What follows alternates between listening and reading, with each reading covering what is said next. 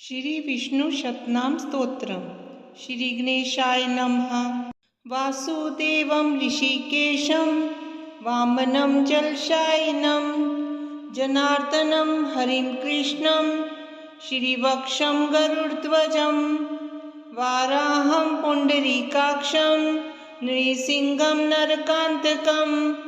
अव्यक्तं शाश्वतं विष्णुमनन्तम् अजमव्ययम् नारायणं गदाध्यक्षं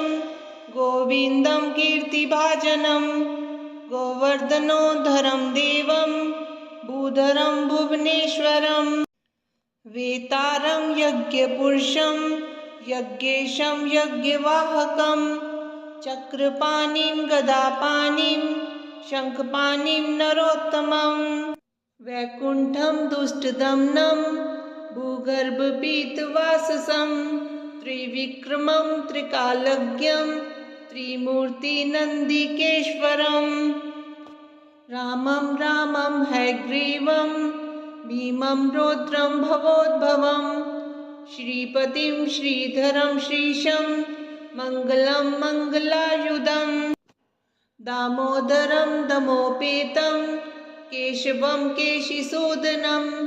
वरेण्यं वरदं विष्णुमानन्दं वसुदेवजं हिरण्यारेतसंदीप्तं पुराणं पुरुषोत्तमं सकलं निष्कलं शुद्धं निर्गुणं गुणशाश्वतं हिरण्यतनुसङ्काशं सूर्यायुतसंप्रभं मेघश्यामं चतुर्बाहुं कुशलं कमलेक्षणं ज्योतिरूपं रूपं च स्वरूपं रूपसंस्थितं सर्वज्ञं सर्वरूपस्थं सर्वेशं सर्वतोमुखं ज्ञानं कूटस्थं चलं ज्ञानदं परमं प्रभुं योगीशं योगनिष्णान्तं योगिनं योगरूपिणम् ईश्वरं सर्वभूतानां वन्दे भूतमयं प्रभुं इति नामशतं दिव्यं वैष्णवं खलु पापहम् व्यासेन कथितं पूर्व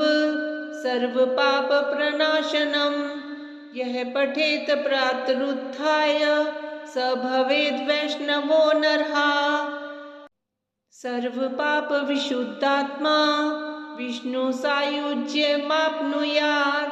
चन्द्रायन सहस्राणि कन्यादानशतानि च ग्वां लक्षसहस्राणि मुक्तिभागी भवे नरः अश्वमेधासुतं पुण्यं फलं प्राप्नोति मानवः वासुदेवं ऋषिकेशं वामनं जलशायिनं जनार्दनं हरिं कृष्णं श्रीवक्षं गरुडध्वजं वाराहं पुण्डरीकाक्षं नृसिंहं नरकान्तकम् अव्यक्तं शाश्वतं विष्णुमनन्तम् अजमव्ययम् नारायणं गदाध्यक्षं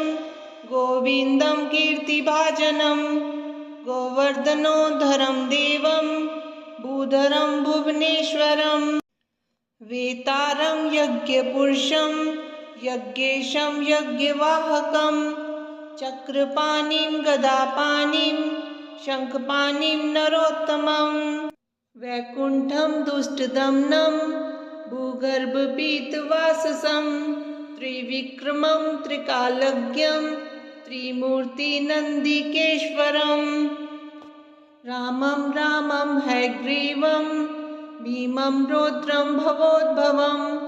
श्रीपतिं श्रीधरं श्रीशं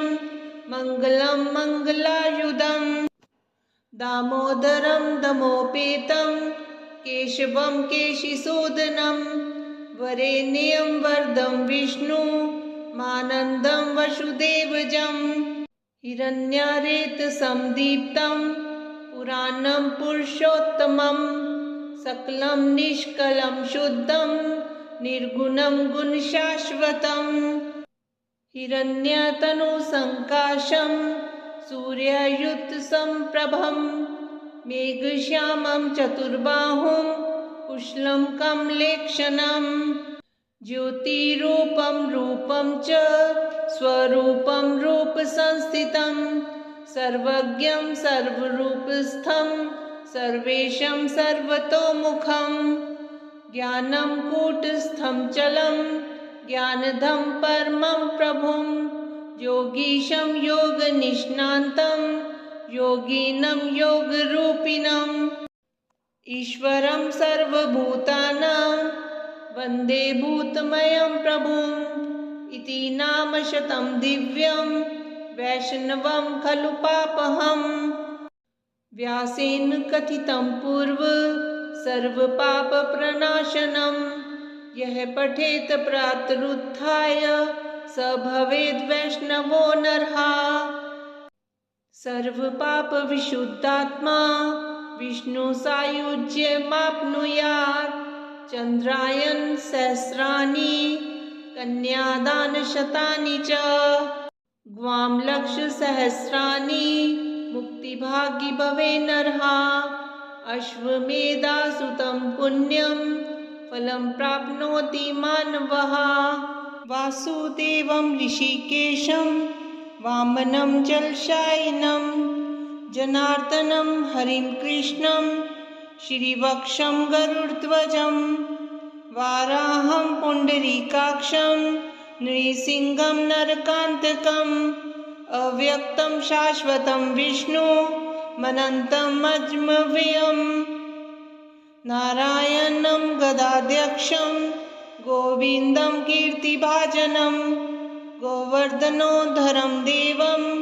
भूधरं भुवनेश्वरं वेतारं यज्ञपुरुषं यज्ञेशं यज्ञवाहकं चक्रपाणिं गदापाणिं शङ्खपाणिं नरोत्तमं वैकुण्ठं दुष्टदमनं भूगर्भपीतवाससं त्रिविक्रमं त्रिकालज्ञं त्रिमूर्तिनन्दिकेश्वरं रामं रामं हयग्रीवं भीमं रौद्रं भवोद्भवं श्रीपतिं श्रीधरं श्रीशं मङ्गलं मङ्गलायुधं दामोदरं दमोपेतं केशवं केशिसूदनं वरेण्यं वरदं विष्णुमानन्दं वसुदेवजं हिरण्यारेतसंदीप्तं पुराणं पुरुषोत्तमं सकलं निष्कलं शुद्धं निर्गुणं गुणशाश्वतं हिरण्यतनुसङ्काशं सूर्यायुतसम्प्रभं मेघश्यामं चतुर्बाहुं कुशलं कमलेक्षणं ज्योतिरूपं रूपं च स्वरूपं रूपसंस्थितं सर्वज्ञं सर्वरूपस्थं सर्वेशं सर्वतोमुखं ज्ञानं कूटस्थं चलं ज्ञानदं परमं प्रभुं योगीशं योगनिष्णान्तं योगिनं योगरूपिणम् ईश्वरं सर्वभूतानां वन्दे भूतमयं प्रभुम् इति नाम शतं दिव्यं वैष्णवं खलु पापहम् व्यासेन कथितं पूर्व सर्वपापप्रणाशनं यः पठेत प्रातरुत्थाय स भवेद् वैष्णवो नरः सर्वपापविशुद्धात्मा विष्णुसायुज्यमाप्नुयात् चन्द्रायन सहस्राणि कन्यादानशतानि च ग्वां लक्षसहस्राणि मुक्तिभागी भवे नरः अश्वमेधासुतं पुण्यं फलं प्राप्नोति मानवः वासुदेवं ऋषिकेशं वामनं जलशायिनं जनार्दनं हरिं कृष्णं श्रीवक्षं गरुडध्वजं वाराहं पुण्डरीकाक्षं नृसिंहं नरकान्तकम् अव्यक्तं शाश्वतं विष्णुमनन्तम् अजमव्ययम् नारायणं गदाध्यक्षं गोविन्दं कीर्तिभाजनं गोवर्धनोद्धरं देवं भूधरं भुवनेश्वरं वेतारं यज्ञपुरुषं यज्ञेशं यज्ञवाहकं चक्रपाणिं गदापाणिं शङ्खपाणिं नरोत्तमं वैकुण्ठं दुष्टदमनं भूगर्भपीतवाससं त्रिविक्रमं त्रिकालज्ञं त्रिमूर्तिनन्दिकेश्वरं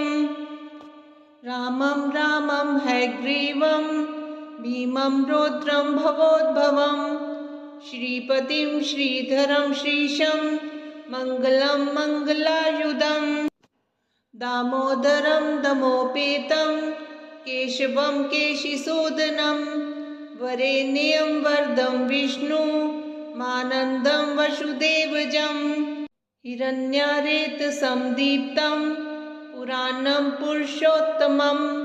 सकलं निष्कलं शुद्धं निर्गुणं गुणशाश्वतं हिरण्यतनुसङ्काशं सूर्यायुतसम्प्रभं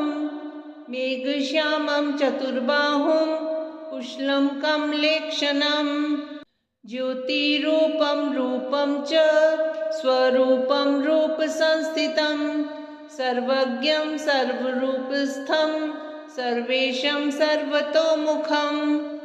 ज्ञानं कूटस्थं चलं ज्ञानदं परमं प्रभुं योगीशं योगनिष्णान्तं योगिनं योगरूपिणं ईश्वरं सर्वभूतानां वन्दे भूतमयं प्रभुम् इति नामशतं दिव्यं वैष्णवं खलु पापहम् व्यासेन कथितं पूर्व सर्वपापप्रणाशनं यः पठेत प्रातरुत्थाय स भवेद् वैष्णवो नरः सर्वपापविशुद्धात्मा विष्णुसायुज्यमाप्नुयात् चन्द्रायन सहस्राणि कन्यादानशतानि च ग्वां लक्षसहस्राणि मुक्तिभागी भवे नरः अश्वमेधासुतं पुण्यं फलं प्राप्नोति मानवः वासुदेवं ऋषिकेशं वामनं जलशायिनं जनार्दनं हरिं कृष्णं श्रीवक्षं गरुडध्वजं वाराहं पुण्डरीकाक्षं नृसिंहं नरकान्तकम् अव्यक्तं शाश्वतं विष्णु मनन्तं अजमव्ययं नारायणं गदाध्यक्षं गोविन्दं कीर्तिभाजनं गोवर्धनोद्धरं देवं भूधरं भुवनेश्वरं वेतारं यज्ञपुरुषं यज्ञेशं यज्ञवाहकं चक्रपाणिं गदापाणिं शङ्खपाणिं नरोत्तमं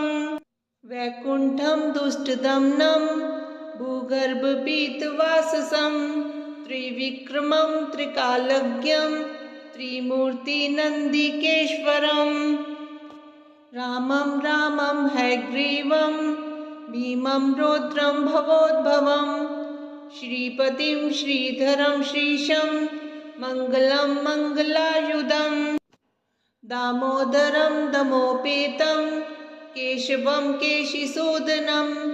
वरेण्यं वरदं विष्णु मानन्दं वसुदेवजं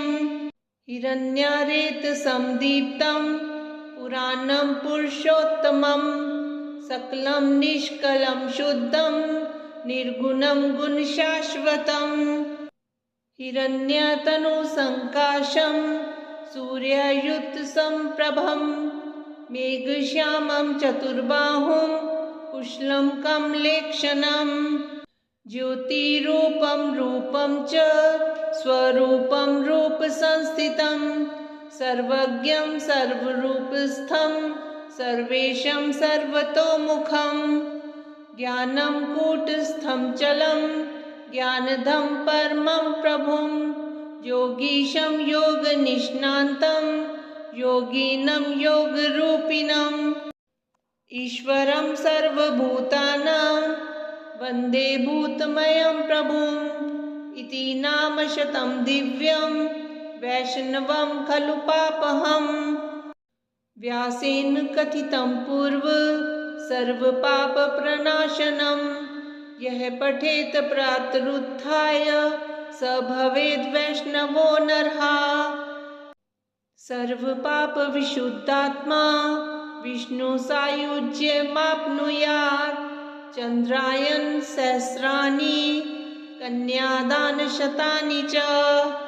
ग्वां लक्षसहस्राणि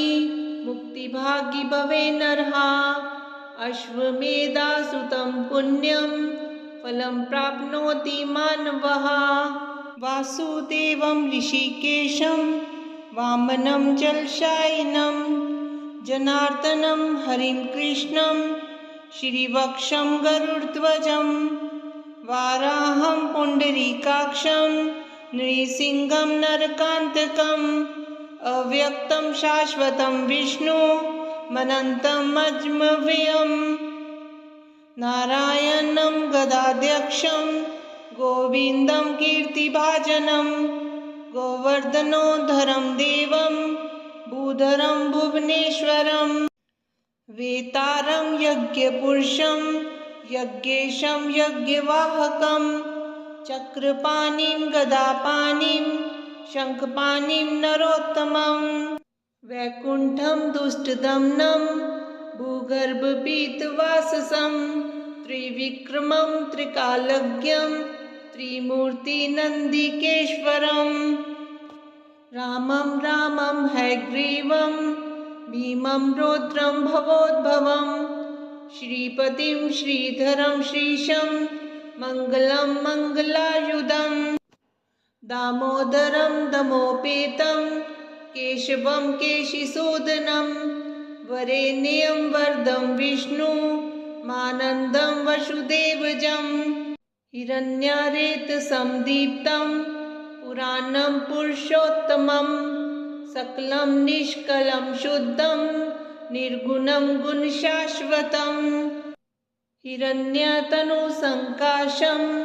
सूर्यायुतसम्प्रभं मेघश्यामं चतुर्बाहुं कुशलं कमलेक्षणं ज्योतिरूपं रूपं च स्वरूपं रूपसंस्थितं सर्वज्ञं सर्वरूपस्थं सर्वेशं सर्वतोमुखं ज्ञानं कूटस्थं चलं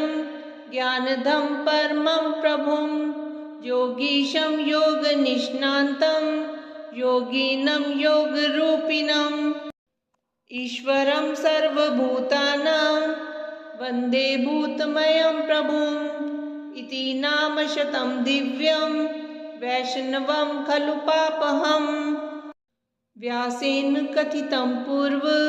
सर्वपापप्रणाशनं यः पठेत प्रातरुत्थाय स भवेद् वैष्णवो नरः। सर्वपापविशुद्धात्मा विष्णुसायुज्यमाप्नुयात्। चन्द्रायन सहस्राणि कन्यादानशतानि च ग्वां लक्षसहस्राणि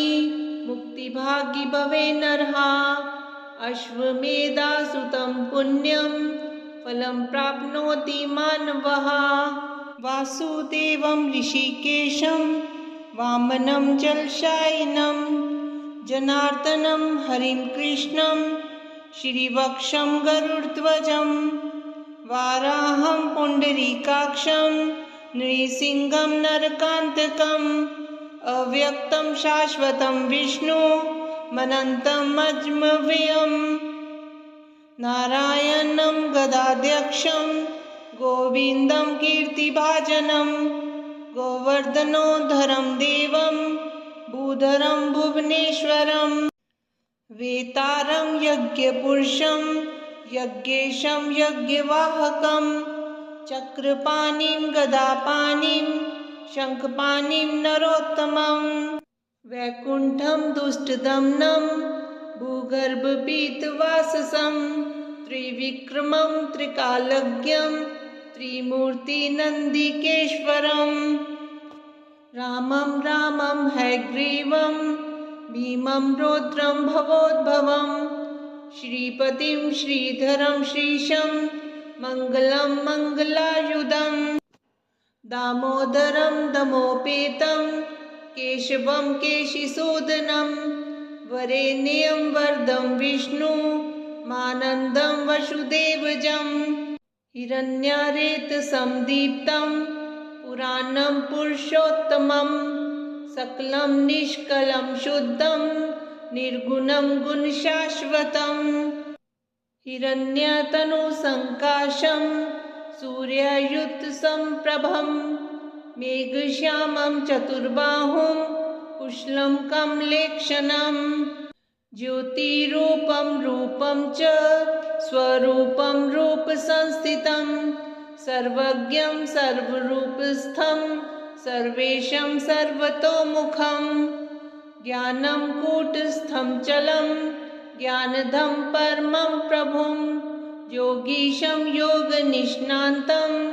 योगिनं योगरूपिणम् ईश्वरं सर्वभूतानां वन्दे भूतमयं प्रभुम् इति नामशतं दिव्यं वैष्णवं खलु पापहम् व्यासेन कथितं पूर्व सर्वपापप्रणाशनं यः पठेत प्रातरुत्थाय स भवेद् वैष्णवो नरः सर्वपापविशुद्धात्मा विष्णुसायुज्यमाप्नुयात् चन्द्रायन सहस्राणि कन्यादानशतानि च ग्वां लक्षसहस्राणि मुक्तिभागी भवे नरः अश्वमेधासुतं पुण्यं फलं प्राप्नोति मानवः वासुदेवं ऋषिकेशं वामनं जलशायिनं जनार्दनं हरिं कृष्णं श्रीवक्षं गरुडध्वजं वाराहं पुण्डरीकाक्षं नृसिंहं नरकान्तकम् अव्यक्तं शाश्वतं विष्णुमनन्तम् अजमव्ययम् नारायणं गदाध्यक्षं गोविन्दं कीर्तिभाजनं गोवर्धनोद्धरं देवं भूधरं भुवनेश्वरं वेतारं यज्ञपुरुषं यज्ञेशं यज्ञवाहकं चक्रपाणिं गदापाणिं शङ्खपाणिं नरोत्तमं वैकुण्ठं दुष्टदमनं भूगर्भपीतवाससं त्रिविक्रमं त्रिकालज्ञं त्रिमूर्तिनन्दिकेश्वरं रामं रामं हयग्रीवं भीमं रौद्रं भवोद्भवं श्रीपतिं श्रीधरं श्रीशं मङ्गलं मङ्गलायुधं दामोदरं दमोपेतं केशवं केशिसूदनं वरेण्यं वरदं विष्णुमानन्दं वसुदेवजं हिरण्यारेतसंदीप्तं पुराणं पुरुषोत्तमं सकलं निष्कलं शुद्धं निर्गुणं गुणशाश्वतं हिरण्यतनुसङ्काशं सूर्यायुतसम्प्रभं मेघश्यामं चतुर्बाहुं कुशलं कमलेक्षणं ज्योतिरूपं रूपं च स्वरूपं रूपसंस्थितं सर्वज्ञं सर्वरूपस्थं सर्वेशं सर्वतोमुखं ज्ञानं कूटस्थं चलं ज्ञानदं परमं प्रभुं योगीशं योगनिष्णान्तं योगिनं योगरूपिणम् ईश्वरं सर्वभूतानां वन्दे भूतमयं प्रभुम् इति नामशतं दिव्यं वैष्णवं खलु पापहम् व्यासेन कथितं पूर्व सर्वपापप्रणाशनं यः पठेत प्रातरुत्थाय स भवेद् वैष्णवो नरः सर्वपापविशुद्धात्मा विष्णुसायुज्यमाप्नुयात् चन्द्रायन सहस्राणि कन्यादानशतानि च ग्वां लक्षसहस्राणि मुक्तिभागी भवेन्नरः अश्वमेधासुतं पुण्यं फलं प्राप्नोति मानवः वासुदेवं ऋषिकेशं वामनं जलशायिनं जनार्दनं हरिं कृष्णं श्रीवक्षं गरुडध्वजं वाराहं पुण्डरीकाक्षं नृसिंहं नरकान्तकम् अव्यक्तं शाश्वतं विष्णुमनन्तम् अजमव्ययम् नारायणं गदाध्यक्षं गोविन्दं कीर्तिभाजनं गोवर्धनोद्धरं देवं भूधरं भुवनेश्वरं वेतारं यज्ञपुरुषं यज्ञेशं यज्ञवाहकं चक्रपाणिं गदापाणिं शङ्खपाणिं नरोत्तमं वैकुण्ठं दुष्टदमनं भूगर्भपीतवाससं त्रिविक्रमं त्रिकालज्ञं त्रिमूर्तिनन्दिकेश्वरं रामं रामं हयग्रीवं भीमं रौद्रं भवोद्भवं श्रीपतिं श्रीधरं श्रीशं मङ्गलं मङ्गलायुधं दामोदरं दमोपेतं केशवं केशिसूदनं वरेण्यं वरदं विष्णुमानन्दं वसुदेवजं हिरण्यारेतसंदीप्तं पुराणं पुरुषोत्तमं सकलं निष्कलं शुद्धं निर्गुणं गुणशाश्वतं हिरण्यतनुसङ्काशं सूर्यायुतसम्प्रभं मेघश्यामं चतुर्बाहुं कुशलं कमलेक्षणं ज्योतिरूपं रूपं च स्वरूपं रूपसंस्थितं सर्वज्ञं सर्वरूपस्थं सर्वेशं सर्वतोमुखं ज्ञानं कूटस्थं चलं ज्ञानदं परमं प्रभुं योगीशं योगनिष्णान्तं योगिनं योगरूपिणं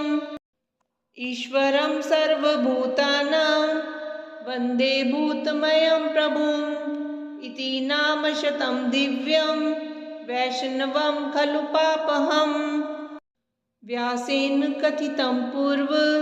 सर्वपापप्रणाशनं यः पठेत प्रातरुत्थाय स भवेद् वैष्णवो नरः सर्वपापविशुद्धात्मा विष्णुसायुज्यमाप्नुयात् चन्द्रायन सहस्राणि कन्यादानशतानि च ग्वां लक्षसहस्राणि मुक्तिभागी भवेन्नरः अश्वमेधासुतं पुण्यं फलं प्राप्नोति मानवः वासुदेवं ऋषिकेशं वामनं जलशायिनं जनार्दनं हरिं कृष्णं श्रीवक्षं गरुडध्वजं वाराहं पुण्डरीकाक्षं नृसिंहं नरकान्तकम् अव्यक्तं शाश्वतं विष्णुमनन्तम् अजमव्ययम् नारायणं गदाध्यक्षं गोविन्दं कीर्तिभाजनं गोवर्धनोद्धरं देवं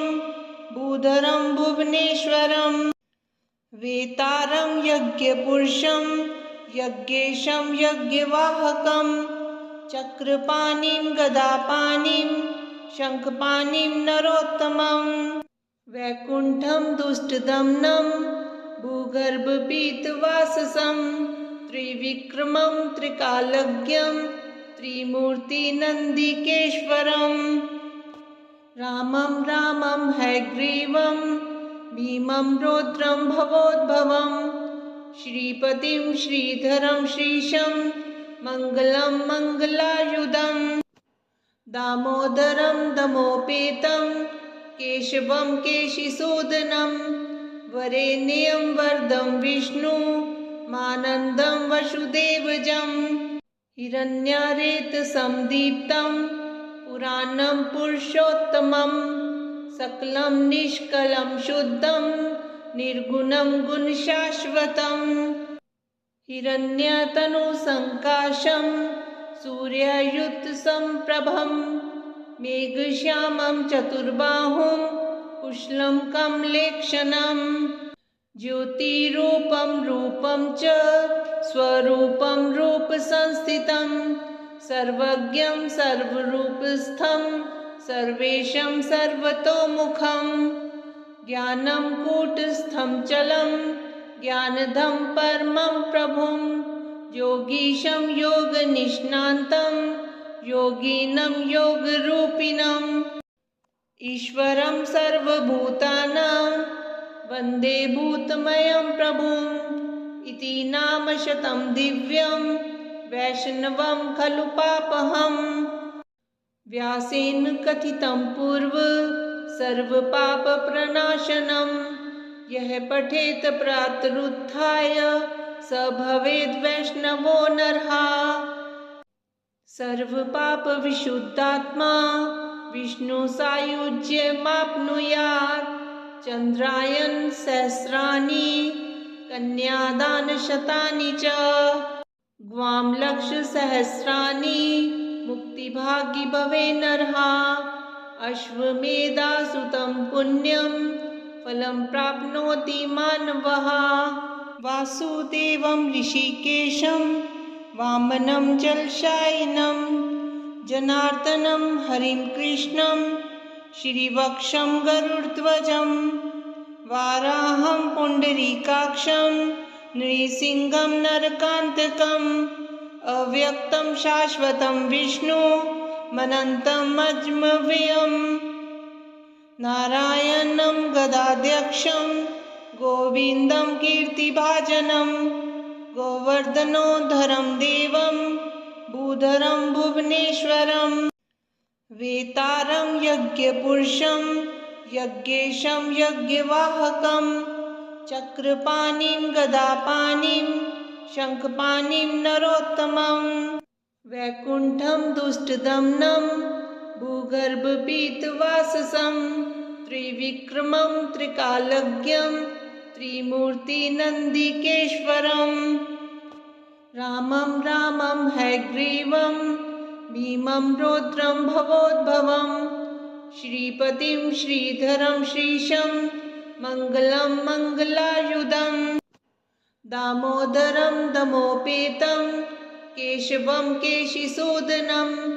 वरेण्यं वरदं विष्णुमानन्दं वसुदेवजं हिरण्यारेतसंदीप्तं पुराणं पुरुषोत्तमं सकलं निष्कलं शुद्धं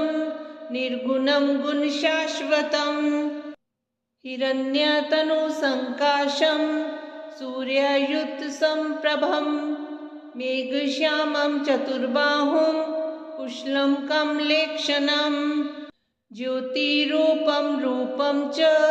स्वरूपं रूपसंस्थितं सर्वज्ञं सर्वरूपस्थं सर्वेशं सर्वतोमुखं ज्ञानं कूटस्थं चलं ज्ञानदं परमं प्रभुं योगीशं योगनिष्णान्तं योगिनं योगरूपिणम् ईश्वरं सर्वभूतानां वन्दे भूतमयं प्रभुम् इति नामशतं दिव्यं वैष्णवं खलु पापहम् व्यासेन कथितं पूर्व सर्वपापप्रणाशनं यः पठेत प्रातरुत्थाय स भवेद् वैष्णवो नरः सर्वपापविशुद्धात्मा विष्णुसायुज्यमाप्नुयात् चन्द्रायन सहस्राणि कन्यादानशतानि च ग्वां लक्षसहस्राणि मुक्तिभागी भवे नरः अश्वमेधासुतं पुण्यं फलं प्राप्नोति मानवः